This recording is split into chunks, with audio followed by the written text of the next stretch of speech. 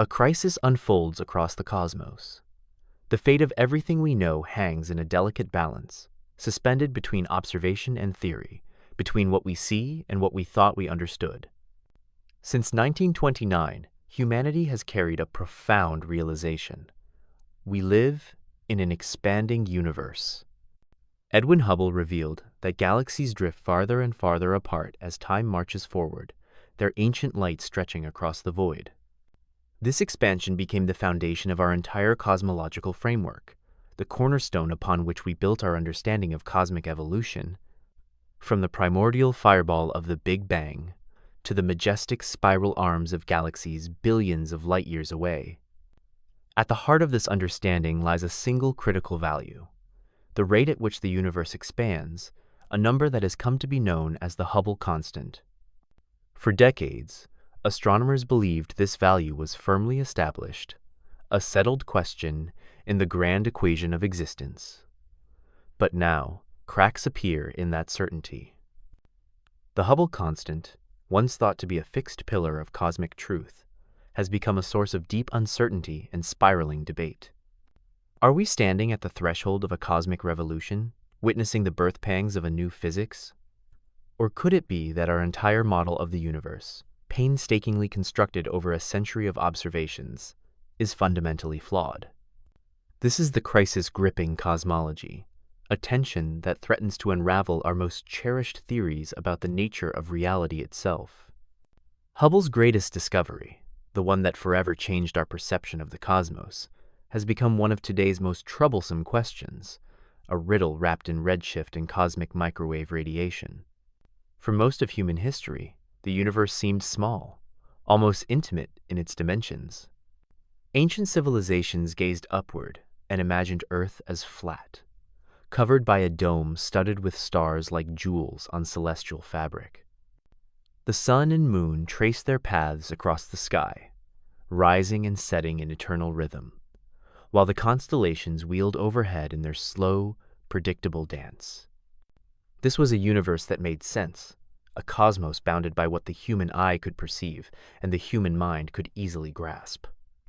By the 2nd century of the Common Era, astronomers such as Claudius Ptolemy had constructed elaborate models of a geocentric universe. In Ptolemy's vision, Earth sat motionless at the center of all things, with the sun, moon, planets, and stars revolving around us in complex, nested spheres. This model, detailed in his astronomical treatise, the Almagest, would dominate human understanding for more than 1,000 years, becoming not just a scientific theory, but a philosophical and religious cornerstone of civilization. The idea that Earth occupied the central position in the cosmos seemed to confirm humanity's special place in creation. But certainty, as history repeatedly demonstrates, is often the precursor to revolution. In the 1500s, a Polish astronomer named Nicholas Copernicus dared to propose something radical.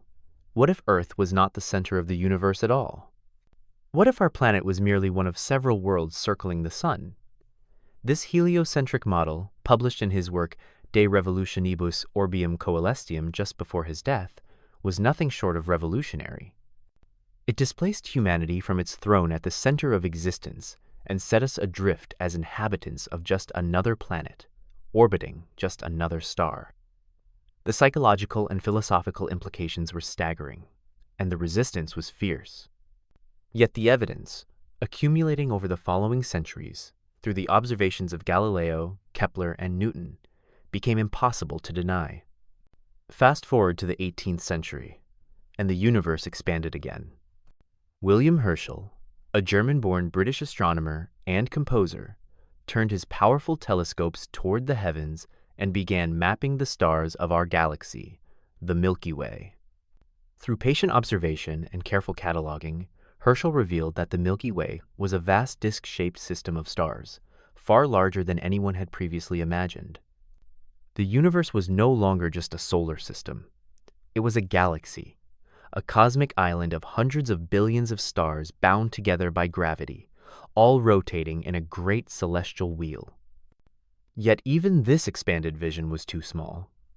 As astronomical instruments grew more powerful in the 19th and early 20th centuries, astronomers peered deeper into space and discovered strange, fuzzy patches of light that didn't quite fit any known category. Some appeared as spiral nebulae, delicate cosmic whirlpools of light. A great debate emerged. Was the Milky Way the entire universe, encompassing all that existed? Or were these mysterious spiral nebulae actually separate island galaxies, each containing billions of stars, scattered across an incomprehensibly vast cosmos? For years, the question hung in the balance, with passionate arguments on both sides. The answer came in 1923, when Edwin Hubble, working at the Mount Wilson Observatory in California, resolved the question once and for all. Hubble peered through the 100-inch Hooker telescope, at that time the largest telescope in the world, and aimed it at the Andromeda Nebula. What he saw changed everything. Hubble was able to resolve individual stars within Andromeda, and among them, he found his first Cepheid variable star. These stars, studied extensively by Henrietta Leavitt at Harvard College Observatory, possess a remarkable property.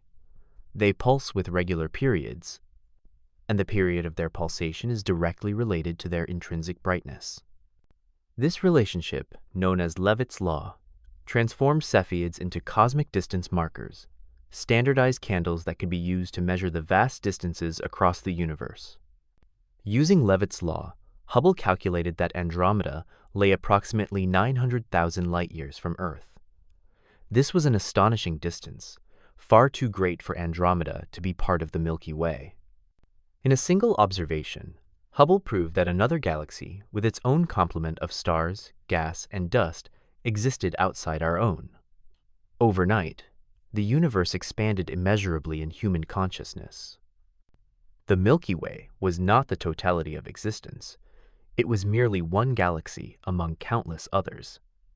But Hubble didn't stop there. He continued his work, using Leavitt's law to identify and measure distances to 23 other galaxies, some as far away as 20 million light-years. With each measurement, the universe grew larger and more complex. Hubble concluded that millions, perhaps billions, of other galaxies must exist throughout space, each a cosmic city of stars. This discovery forever transformed astronomy from the study of our local stellar neighborhood into the study of an entire cosmos populated by galaxies beyond counting. Yet Hubble's next revolutionary discovery would prove even more profound, and it required building upon the work of another pioneering astronomer. Vesto Slipher, born on a farm in Indiana in 1875, joined the Lowell Observatory in Flagstaff, Arizona in 1901. Between 1912 and 1925, Slipher conducted systematic observations of more than 40 spiral galaxies using spectroscopy to analyze their light. At the time, astronomers understood that light from distant objects could be split into its component wavelengths, creating a spectrum. Different chemical elements absorb or emit light at specific wavelengths, creating distinctive patterns of dark or bright lines in the spectrum, like a cosmic fingerprint. Slipher discovered something peculiar. If an object was moving away from the observer, these spectral patterns would still be present, but they would be shifted toward the red end of the spectrum, toward longer wavelengths. This phenomenon, known as redshift, is caused by the Doppler effect, the same principle that makes an ambulance siren sound higher-pitched as it approaches and lower-pitched as it recedes. Through years of painstaking observation, Slipher found that nearly all galaxies displayed redshift, meaning they appeared to be moving away from us. However, at the time, he lacked a reliable method to measure the distances to these faraway bodies, and therefore couldn't calculate their velocities with precision. In 1927, a Belgian priest and physicist named Georges Lemaitre proposed a bold theoretical framework. Lemaitre suggested that if the universe was uniform in all directions, and if Einstein's theory of general relativity was correct, then the universe itself must be expanding. Space itself was stretching, carrying galaxies apart like raisins in a rising loaf of bread. But Lemaitre had no observational evidence to support this radical theory, and in the absence of proof, most scientists ignored or dismissed his ideas. Enter Hubble once more. Like most scientists of his era, Hubble was unaware of Lemaitre's theory, or of a similar one proposed a few years earlier by Soviet mathematician Alexander Friedmann. Working independently from his observatory on Mount Wilson, Hubble replicated Slipher's observations, confirming that galaxies displayed redshift and appeared to be moving away from us. But then Hubble noticed something that nobody else had spotted, a pattern hidden in the data that would change our understanding of the universe forever. Hubble discovered that the farther away a galaxy was, the greater its redshift appeared to be. In other words, the more distant a galaxy, the faster it was racing away from us. And this wasn't happening in just one direction or preferentially toward one part of the sky. It was happening everywhere, in every direction astronomers looked. More observations confirmed the pattern. Galaxies throughout space were moving away from each other, and the redshift of any given galaxy was directly proportional to its distance from Earth. This was a breakthrough of monumental significance.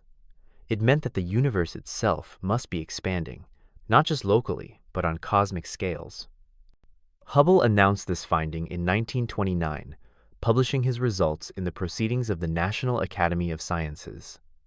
Following publication, Hubble's observations became supporting evidence for Lemaitre's expanding universe theory, lending credence to what would eventually be known as the Big Bang model of cosmic origins.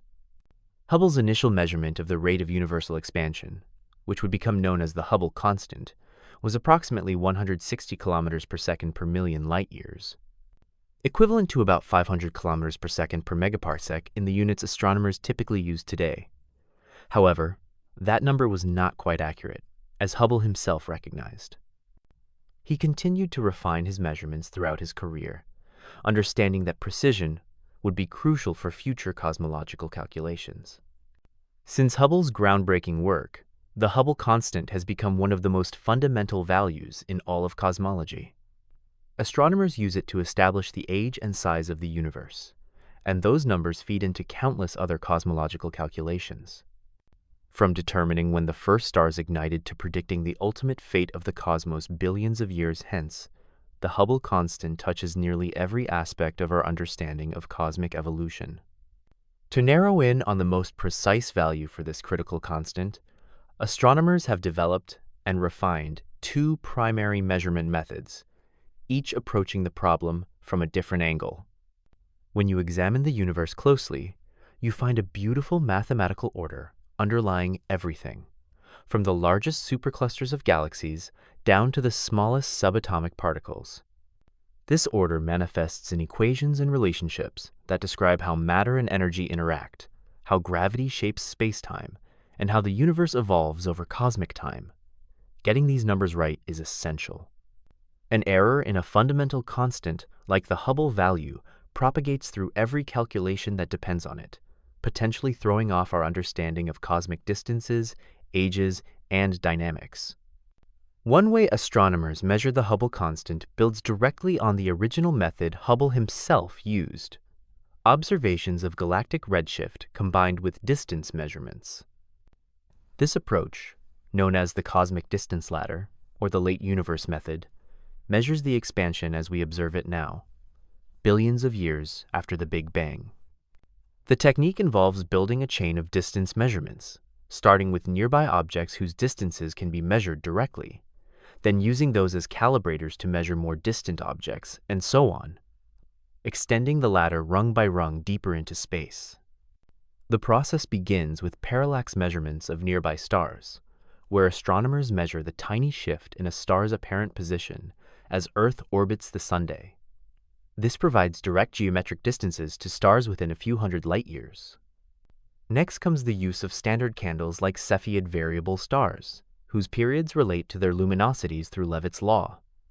By identifying Cepheids in nearby galaxies and comparing their apparent brightness to their known intrinsic brightness, astronomers can calculate distances to those galaxies. For even more distant galaxies, astronomers use type Ia supernovae, stellar explosions that reach remarkably consistent peak brightnesses. These cosmic detonations are so luminous, they can be seen across billions of light years, making them ideal distance markers for the far reaches of the observable universe.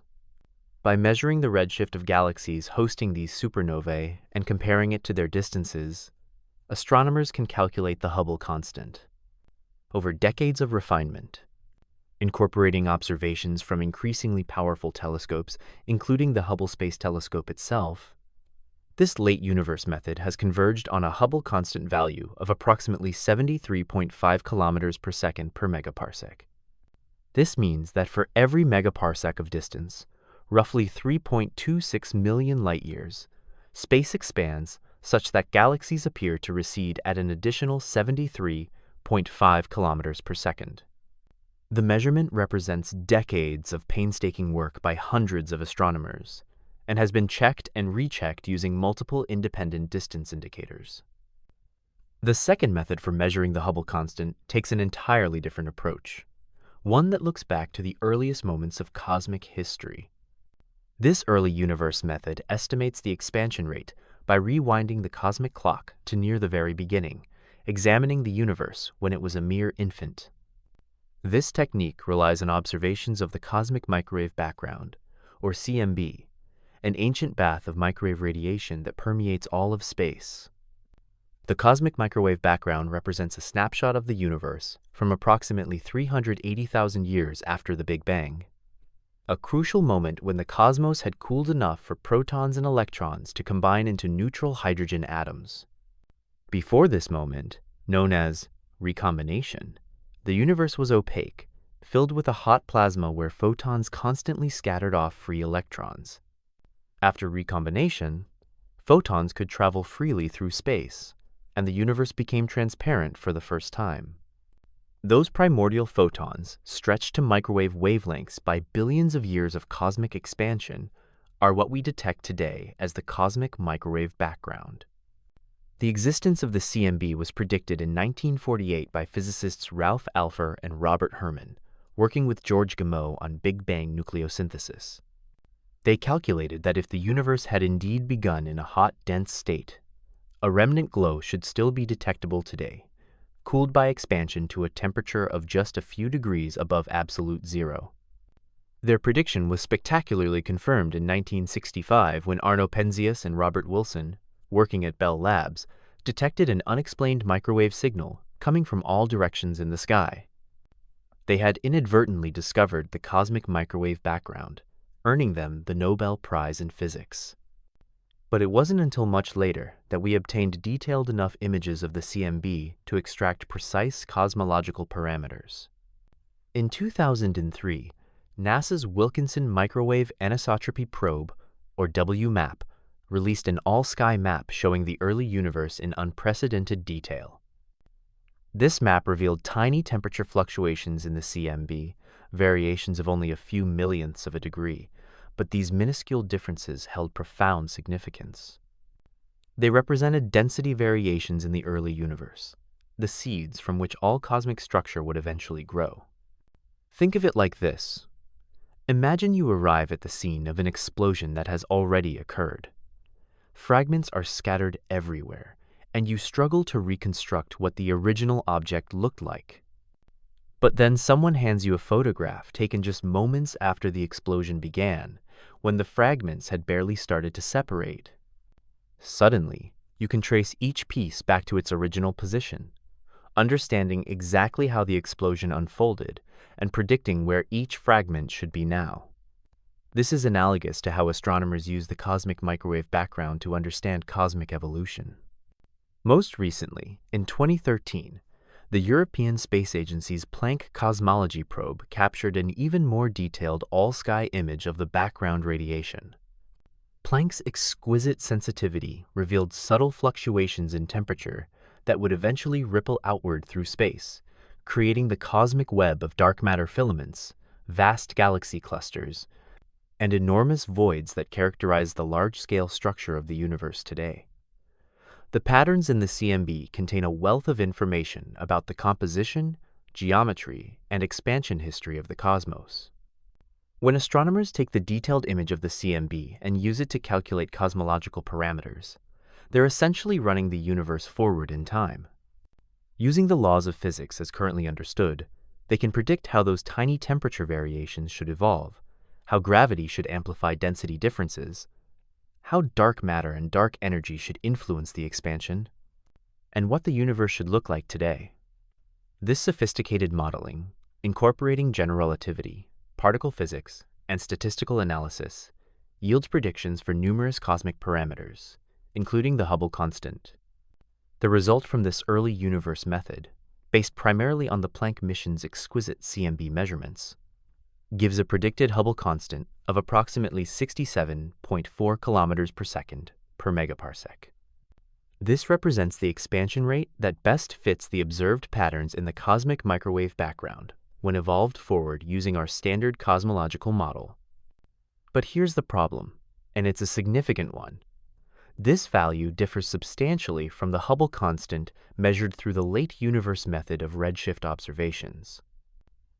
The discrepancy is not small, not a minor disagreement that could be attributed to measurement uncertainty. The difference is 6 kilometers per second per megaparsec, and both measurements have error bars small enough that they don't overlap. In other words, according to the claimed precision of each method, they cannot both be right.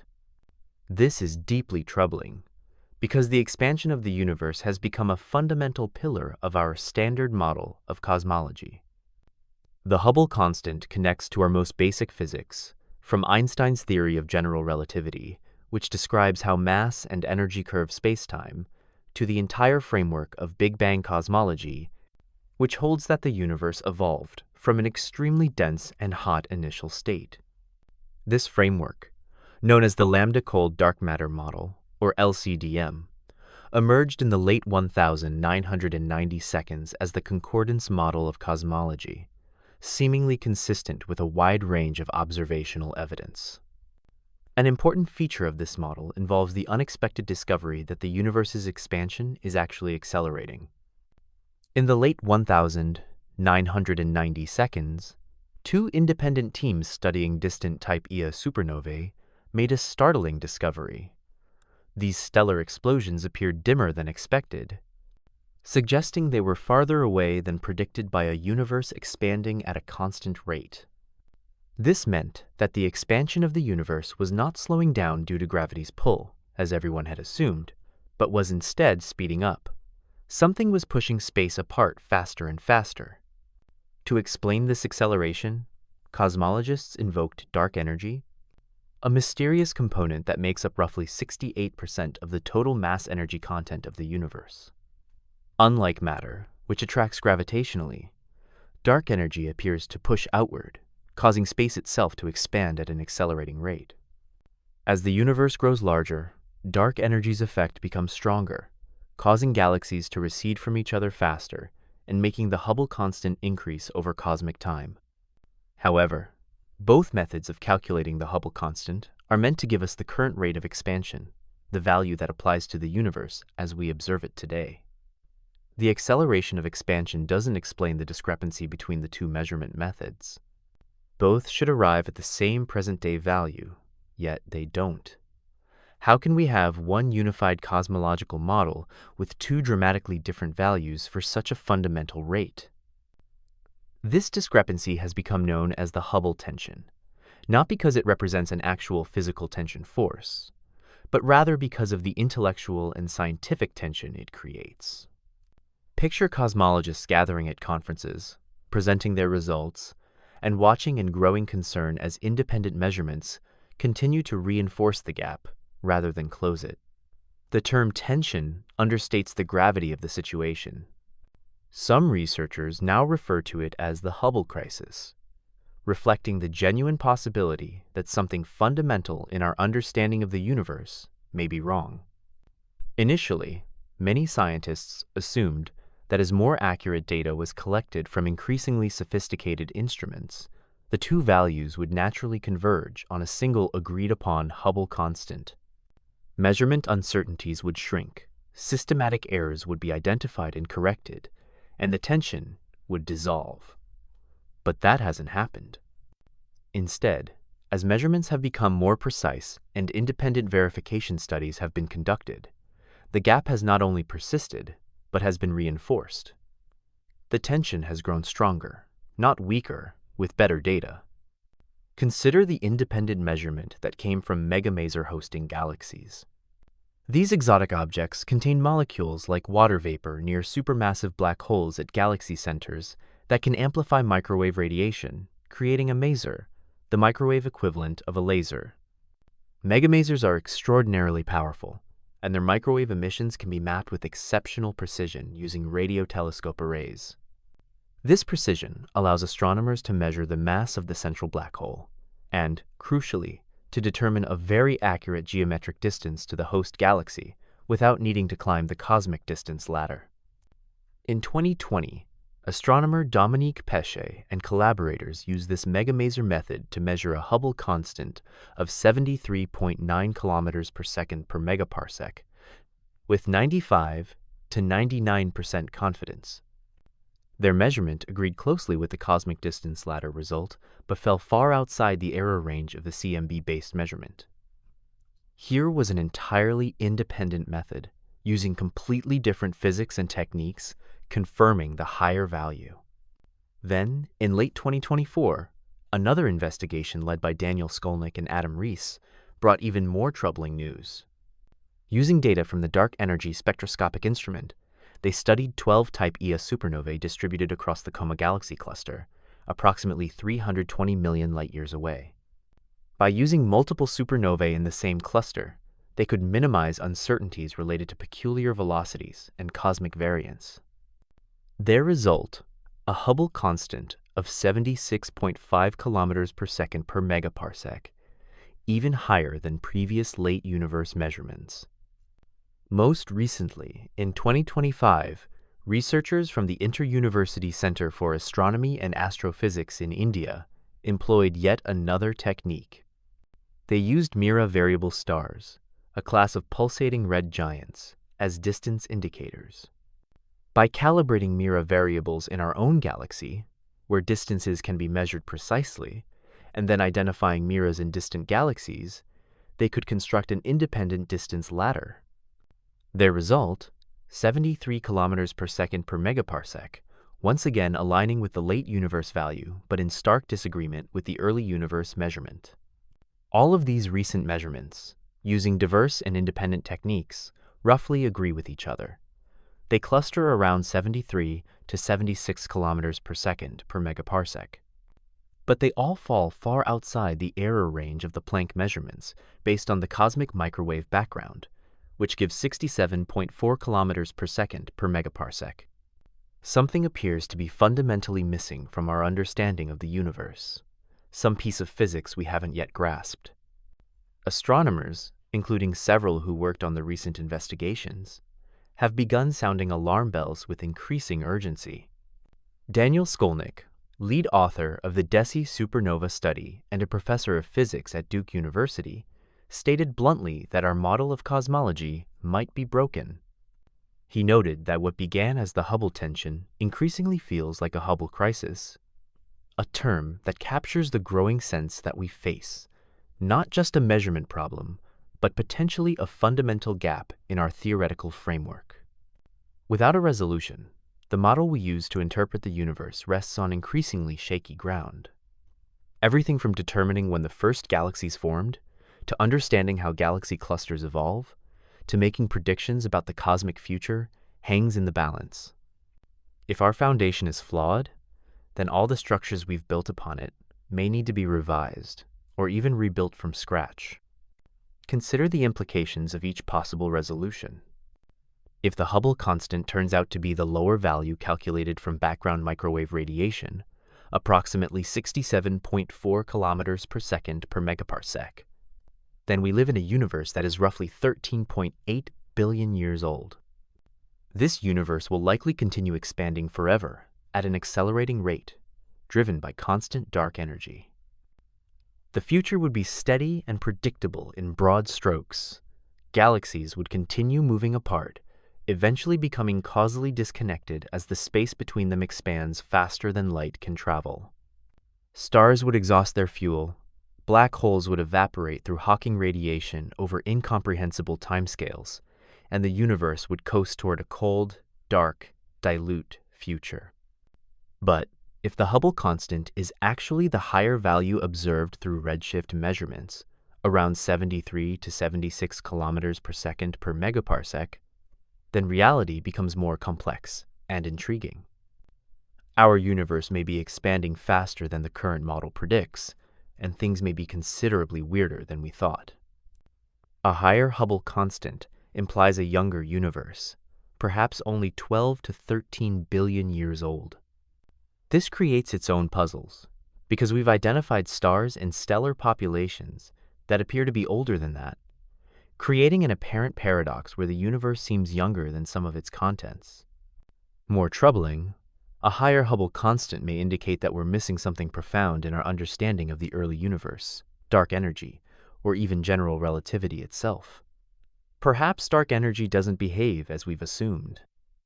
Perhaps it's not a cosmological constant, a fixed energy density permeating space, but rather something that evolves over time, changing in strength or character as the universe ages. Or perhaps our understanding of gravity on cosmic scales needs revision, requiring modifications to Einstein's equations that would send shockwaves through all of physics. Some scientists have proposed radical adjustments to reconcile the Hubble tension, ideas that would fundamentally reshape our cosmological model. These proposals have included exotic concepts like decaying dark matter, where dark matter particles slowly annihilate or transform into other forms of energy, altering the expansion history. Others have explored time-varying dark energy, where the dark energy equation of state evolves as the universe expands, creating different expansion rates at different epochs. Some researchers have even suggested modifying general relativity itself, Einstein's masterwork that has passed every experimental test for more than a century. Perhaps on the largest cosmic scales, gravity behaves slightly differently than Einstein's equations predict. Such a modification would represent a seismic shift in physics, potentially requiring us to reevaluate not just cosmology, but our entire understanding of spacetime, gravity, and the fundamental laws governing the universe. But recently, a different idea has been gaining traction, one that could potentially save our cosmological model without requiring us to rewrite the laws of physics. This new hypothesis doesn't demand exotic modifications to dark energy or alterations to general relativity. Instead, it proposes that we've overlooked something simpler, something that has been there all along but moving too slowly for us to notice. And what it needs to work is just a little spin. A 2025 paper published by researchers Balazs Endre Szigeti, István Sapudi, Imre Ferenc Barna, and Gergely Gabor Barnafoldi suggests that perhaps we've missed a very slow rotation of the universe itself. Not a rapid spin, nothing that would be immediately obvious or easily detectable, but rather an incredibly gradual rotation, completing one full turn approximately once every 500 billion years. This rotation would be so leisurely, so gentle, that it would have escaped detection in our observations thus far. Yet despite its slowness, it could be significant enough to affect how space is expanded over cosmic time. The idea rests on sophisticated mathematics and requires treating the universe not as a perfectly uniform, isotropic entity, as the standard model assumes, but rather as a slightly rotating spacetime. In Einstein's general relativity, rotation introduces additional terms into the equations, terms that affect how distances and times behave. When Szigeti and his colleagues incorporated a slow universal rotation into their cosmological model, they found something remarkable. Their preliminary calculations showed that this slow spin could potentially validate both values we have for the Hubble constant. When rotation is introduced into the equations, the model predicts an early universe with a lower rate of expansion, matching what we derive from cosmic microwave background calculations. At the same time, it predicts a present-day universe with a higher rate of expansion, aligning with what we observe through redshift measurements. The rotation introduces a time-dependent effect that changes the expansion rate over cosmic history, potentially explaining why the two methods give different results. They're measuring the expansion at different epochs, and the rotation causes those rates to differ in just the right way. Istvan Shapudi, one of the paper's authors from the University of Hawaii, invoked the ancient Greek philosopher Heraclitus of Ephesus to explain the hypothesis. Heraclitus famously said, "Penta re," meaning everything flows, everything moves. And indeed, if this hypothesis proves correct, it would be a profound confirmation of that ancient insight. Not just planets and stars and galaxies, but the entire universe itself would be in motion, rotating slowly through the vast dimensions of space-time. The initial results are exciting, but the authors were careful to emphasize that this represents only a preliminary calculation focused specifically on the Hubble constant. Much more work remains to be done. The next crucial step involves developing more sophisticated models and running detailed simulations to check whether a rotating universe hypothesis remains consistent with other astronomical observations. For instance, would such a rotation leave detectable imprints on the cosmic microwave background? Would it affect the formation of large-scale structures? Would it alter the predicted abundances of light elements formed in Big Bang nucleosynthesis? These are not trivial questions, and answering them will require extensive computational work and careful comparison with observational data. The hypothesis must be tested against the full suite of cosmological observations, not just the Hubble constant. It must explain not only why we see different expansion rates, but also why we don't see other effects that a rotating universe might produce. The devil, as always, lies in the details. Yet this idea serves as a powerful reminder of an essential truth about our universe. There is still so much to learn, so many mysteries remaining to be unraveled. We've made extraordinary progress over the past century, expanding our conception of reality from a small, Earth-centered cosmos to a vast, expanding universe containing hundreds of billions of galaxies. We've probed the earliest moments after the Big Bang, mapped the large-scale structure of the cosmos, discovered dark matter and dark energy, and even detected gravitational waves, ripples in space-time itself. Our achievements are staggering. Yet for all our progress, we're now confronted with a fundamental discrepancy in one of our most basic cosmological measurements, a gap that refuses to close despite increasingly precise observations. This tension reminds us that science is never truly finished, never completely settled. Each answer generates new questions, and sometimes our most refined measurements reveal not confirmation, but contradiction, forcing us to dig deeper and think harder. It's far too soon to contemplate throwing out our entire model of cosmic evolution. The lambda cold dark matter model has been spectacularly successful in explaining a vast range of phenomena, from the cosmic microwave background's detailed patterns to the distribution of galaxies across billions of light years. Abandoning it would require not just identifying where it fails, but constructing a better alternative that explains everything the LCDM model explains while also resolving the Hubble tension. Perhaps we stand not at the end of a theory, but at the brink of understanding a missing piece, a subtle effect that has eluded us thus far. The rotating universe hypothesis represents one possibility, but others may emerge. What matters is that we continue to observe, measure, calculate, and question, following the evidence wherever it leads, even if that path takes us to surprising or uncomfortable places. And if the rotating universe hypothesis does prove correct, it would mean embracing a new variant of our cosmological model, one where cosmic parameters and fundamental values shift to accommodate our new understanding of reality. We would need to recalculate ages, distances, and evolutionary timescales. Textbooks would need revision, and researchers would need to reassess countless previous studies in light of the new framework. It would be a massive undertaking, but not an unprecedented one. Science has weathered such transitions before, each time emerging with deeper insight and greater predictive power. One particularly appealing aspect of the rotating universe hypothesis is that it doesn't violate any known laws of physics. Unlike some proposed resolutions to the Hubble tension that require modifications to well-tested theories, a slowly rotating universe operates entirely within the framework of general relativity. Einstein's equations already accommodate rotation.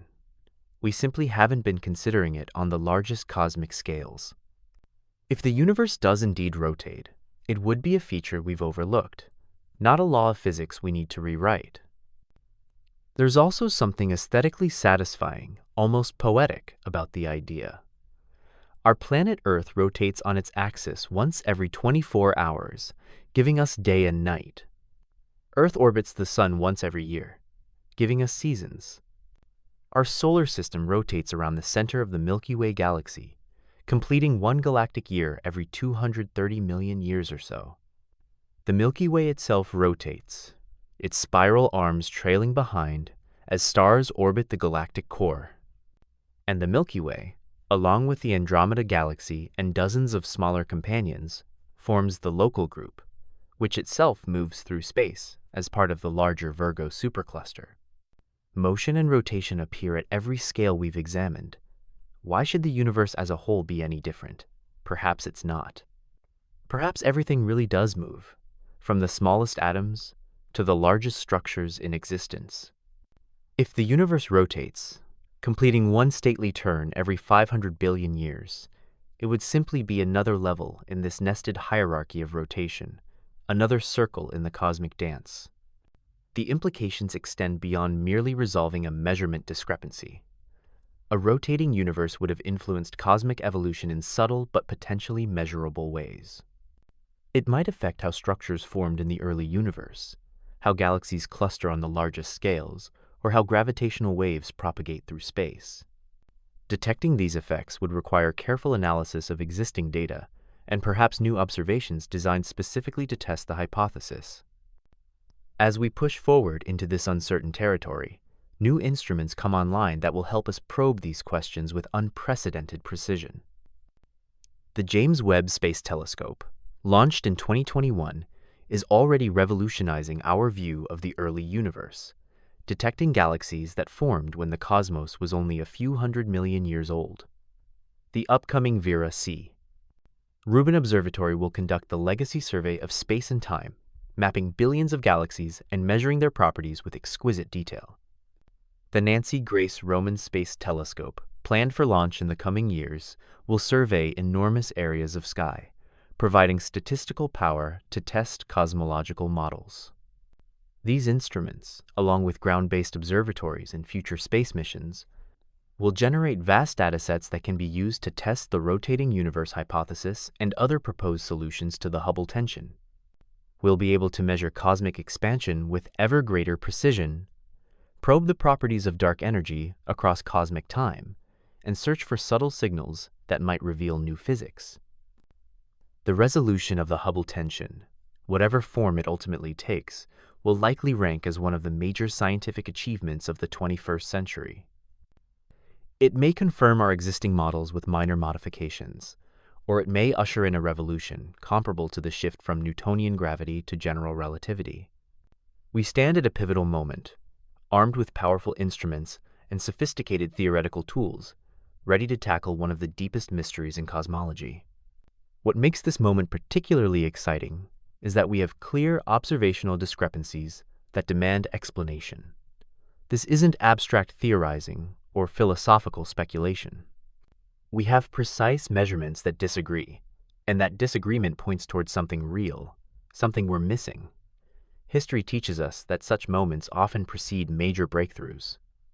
When observations don't match theory, something has to give, and usually, what gives is our understanding, which deepens and expands to accommodate the new data. The Hubble tension reminds us that the universe still holds secrets, still has the power to surprise and confound us. For all our technological prowess and mathematical sophistication, we remain explorers venturing into unknown territory, armed with telescopes instead of sailing ships, but driven by the same fundamental curiosity that has always characterized our species. We look up at the night sky and ask, what is this place? How did it come to be? Where is it going? These are not merely academic questions. They touch on something profound about our place in the cosmos, about the nature of existence itself. Understanding how the universe expands tells us where we came from and where we're headed. It situates us in time and space, connecting us to the primordial fireball of the Big Bang and to the far future when the last stars will flicker out. We're not separate from the cosmos, but integral parts of it, made of atoms forged in stellar furnaces, living on a planet that circles a star in a galaxy that participates in the grand cosmic expansion. As we work to resolve the Hubble tension, we're doing more than just correcting a number. We're refining our understanding of reality, testing the limits of our theories, and potentially discovering new physics that will shape science for generations to come. The process is challenging, sometimes frustrating, but ultimately exhilarating.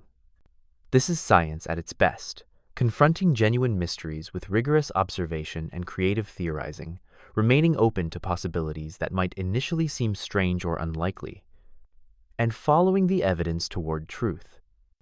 The rotating universe hypothesis, whether it proves correct or not, exemplifies this spirit of scientific inquiry.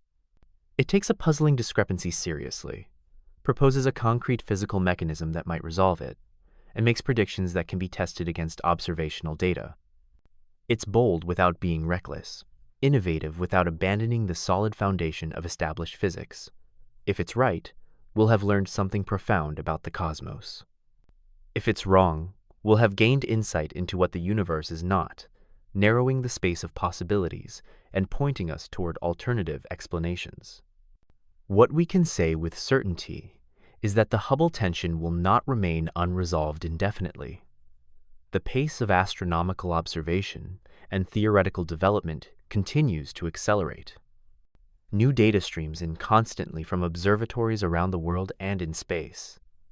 Theorists develop increasingly sophisticated models and simulations. The community of cosmologists, though debating vigorously about interpretation, remains committed to finding answers grounded in evidence and consistent with the broader framework of physics.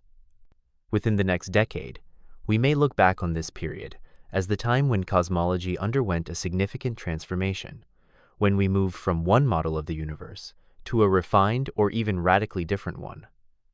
Or we may find that the tension dissolves as systematic errors are identified and corrected, vindicating the standard model with minor adjustments. Either outcome would be scientifically valuable, either would advance our understanding. For now, we live with uncertainty, with the knowledge that our best measurements of a fundamental cosmic property disagree in ways we can't yet explain. This uncertainty is not a weakness, but a strength, a sign that we're pushing the boundaries of knowledge into genuinely unknown territory. The scientists working on this problem are not dismayed by the contradiction. They're energized by it. Contradictions point toward discovery. So we continue observing, measuring, calculating, and theorizing. We build better instruments, develop more sophisticated analysis techniques, and test our ideas against the unforgiving standards of observational data. We remain humble before the vastness and complexity of the cosmos, knowing that nature holds more surprises, more puzzles, more wonders than we can presently imagine. The crisis in the cosmos is real, but it's also an opportunity. It's a challenge that demands our best efforts, our most creative thinking, our most careful observations. And when we finally resolve it, when we understand why our measurements disagree and what that tells us about the universe, we'll have taken another step forward in humanity's ancient quest to understand the cosmos and our place within it. Perhaps everything does move. Perhaps the universe spins slowly through dimensions we're only beginning to comprehend. Or perhaps the explanation lies elsewhere, in some aspect of physics we haven't yet considered. Whatever the answer, the search for it pushes us forward, expanding not just the boundaries of knowledge, but the horizons of human possibility itself.